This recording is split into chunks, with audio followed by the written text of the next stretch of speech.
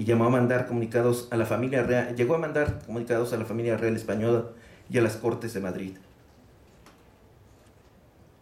La primera impresión del Plan de Iguala salió el 12 de febrero de 1821 de las prensas del Oratorio de San Felipe Neri de Puebla y estuvo al cuidado del sacerdote Joaquín Furlón. Para el siguiente 2 de marzo, el sacerdote Juan Nepomuceno Troncoso incluyó el programa independentista en el periódico La Abeja Poblana, que se estampó también en el Oratorio filipino, e hizo fijar varios ejemplares en las esquinas de la ciudad, lo que provocó la incautación de la imprenta. Iturbide solicitó la creación de una imprenta en Iguala, que fue llamada Imprenta de las Tres Garantías, donde se publicó el primer diario iturbidista llamado El Mexicano Independiente, dirigido por Juan Manuel de Herrera. La campaña de 1821 por las provincias novohispanas fue acompañada de publicaciones. En mayo surgió el periódico El Ejército Imperial Mexicano de las Tres Garantías. En junio, la Gaceta del Gobierno de Guadalajara. En septiembre, el Diario Político Militar Mexicano, fundado en Tepoztlán por la imprenta de los hermanos Joaquín y Bernardo de Miramón. Uno de los colaboradores de ese diario, invitado por Iturbide, fue José Joaquín Fernández de Lizardi. La imprenta fue vista como una utilidad esencial por Iturbide. La promovió y difundió. En la marcha por el país llevaba una imprenta portátil que montaba y manejaba Rafael Núñez. Dispuso que se comprara y enviara a Valladolid una prensa con los caracteres necesarios para 2 pliegos. La primera iniciativa que mandó la regencia presidida por Iturbide a la soberana Junta Provisional Gobernativa del Imperio Mexicano fue la libertad de imprenta. Cuando Iturbide abdicó a la corona y solicitó salir del país, durante la marcha hacia el puerto de Veracruz se le confiscó la imprenta de campaña que había adquirido con su dinero. Al regresar al país de su destierro, traía en el barco una imprenta con un impresor para servirla. Es curioso que los principales protagonistas de la independencia no hayan dejado una memoria de sus actividades, salvo el caso de Iturbide. Hay proclamas, partes de guerra y declaraciones jurídicas, pero no hay una visión en escorzo. Iturbide tituló a su texto como manifiesto y ha sido llamado como Memorias de Liorna. Lo fechó el 27 de septiembre de 1823, su 40º cumpleaños, y la ciudad de Florencia no permitió su edición inmediata. Por eso lo mandó traducir al inglés, labor que concluyó en febrero de 1824.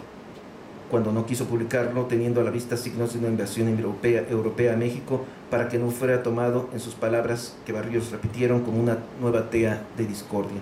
Y dejó el asunto a la discreción de sus amigos europeos al embarcarse en mayo en su deleterio regreso a tierras mexicanas. El 3 de junio apareció el manifiesto por primera vez en lengua inglesa, traducido por John Muriat e impreso en Londres por Miguel José Quinn, y al poco Parsons entregó en París la versión en francés. Fue en 1827 que se presentó en México traducido del inglés y editado por la imprenta de la Testamentaría de Ontiveros. En el México de 1821 había un 98% de analfabetas, aunque existen autores que indican una cifra de 99.38%, lo cual tampoco creo. Y fue un inaudito que apareciera un Iturbide que, más que político y militar, que lo fue, era un escritor maníaco, alguien que no podía dejar de escribir, al que se le iba la vida en ello. Y así lo demostró en julio de 1824, cuando el Spring, barco que le trajo de Inglaterra, ancló en Soto la Marina. Fue aprehendido y conducido a Padilla para ser ejecutado. Sabe que va a morir y escribe a varias personas. Ha habido escritores que mueren en su mesa de trabajo, que mueren escribiendo, como Robert Parker, Onelio Jorge Cardoso, José Zorrilla o José Vasconcelos, pero a ellos les sorprendió la muerte. Esperar la defunción escribiendo, decidir dejar unas letras testamentarias, unas letras como sudario, es algo distinto. Y fue lo que resolvió Iturbide, como lo hicieron el historiador Mark Brock, que escribió Introducción a la Historia en un campo de concentración nazi del que no salió, el periodista checoslovaco Julius Fusik, que redactó en 1943 Reportaje al pie de la horca, y el poeta Robert Rassigan, que compuso en 1945 Cartas escritas en prisión. Miguel Hidalgo también en el patíbulo raspó en la pared un trozo de carbón para dejar 2 poemas en décimas dedicados a su carcelero y a su custodio. A las 6 de la tarde del 19 de julio de 1824, Iturbide llamó a la guardia para avisar que era hora de que lo mataran. La carta que a bordo de Spring recibió de su finado esposo Ana María Huarte resume la resignación. Termina diciendo: el señor Lara queda encargado de poner en manos de mi sobrino Ramón para que lo recibas, mi reloj y mi rosario, única herencia de que constituye este sangriento recuerdo de tu infortunado Agustín. Hay 3 momentos de la entidad que hoy llamamos México que producen grandes relatos históricos. Tras la conquista tenemos las cartas de relación como las de Hernán Cortés o Hernán Díaz del Castillo y la actividad de los cronistas de Indias como Ixtlilxóchitl, Fernández de Oviedo, Gómez de Gomara, Durán, Sagún, Motolinia, Aguilar y tantos otros. Son descripciones distintas al comentario dramático de los hechos que se da con la independencia, donde encontramos una especie de reportajes periodísticos con postura política definida en Lucas Alamán, Carlos de María de Bustamante y Lorenzo de Zavala. Con la Revolución vemos interpretaciones filosóficas e introspecciones cuyo ejemplo más brillante es el de Vasconcelos, sin duda. Esos son distintos niveles de lectura. El último libro del escritor y naturalista Guillermo Enrique Hudson fue Una sierva en Richmond Park. Lo concluyó horas antes de morir el 18 de agosto de 1922. En él le reprocha al mundo académico que las fuentes de información de las investigaciones sean los libros, porque lo importante es lo que ocurre en el laboratorio de la naturaleza, más de lo que se encuentra en las polvorientas bibliotecas, lo que tiene vida más que los cuerpos disecados con sus vestiduras de pluma o de pelo. Pues bien, el problema de la diferencia entre la realidad y lo que se puede obtener siguiendo los trazos de una pluma se presentó durante el proceso de la Revolución de Independencia Mexicana. Los historiadores leyeron los signos de su tiempo e incluso lucharon por hacer prevalecer su interpretación. Fue lo que Andrés Lira llamó espejo de discordias, un reflejo de las disputas mexicanas durante el siglo XIX que condujeron a la mutilación geográfica del país. Gracias.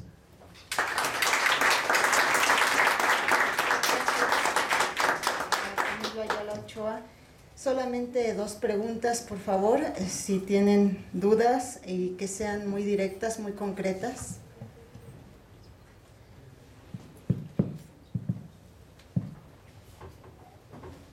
Sí, bueno, Víctor Javier Carranza de la Dirección General de Bibliotecas. Bueno, yo no voy a hacer ninguna pregunta, sino lo que impone la educación y el agradecimiento. Bueno, felicitar a los ponentes porque han sido exposiciones sumamente bellas, ilustrativas.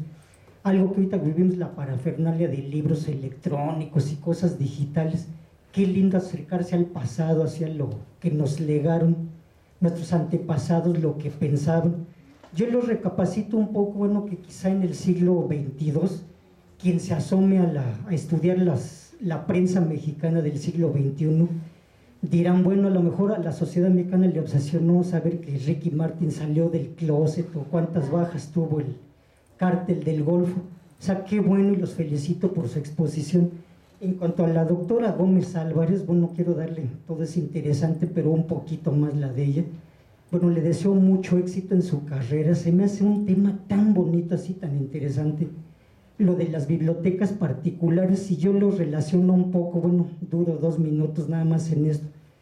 Yo soy de Acámbaro, Guanajuato, es una población, bueno, del estado cuna de la independencia, y tuve un abuelo que me dio un legado muy grande. Tengo aquí en mi casa en Coyoacán libros que incluso tienen pie de imprenta del siglo XVIII, de 1790. Entonces mi abuelo tenía algunas amistades ahí en Acámbaro, Guanajuato, y cuando yo era chico me intrigaba mucho así ver qué libros tenían. Y como de cuestión de 5 o 10 minutos, había un señor que era el dueño de la ferretería más grande de Acámbaro, se llamaba Casa Chacón. Y cuando mi abuelo lo iba a visitar, dice, mira, el señor tiene muchos libros, ¿por qué no te entretienes un rato en verlos? Y se me hizo tan interesante asomarme a ver qué tenían las bibliotecas particulares, como pues la misma que formó mi abuelo. Pues ojalá tenga mucho éxito en su carrera. Si publica algún libro sobre eso, yo seré el primero y más entusiasta lector. Pues felicidades a todos.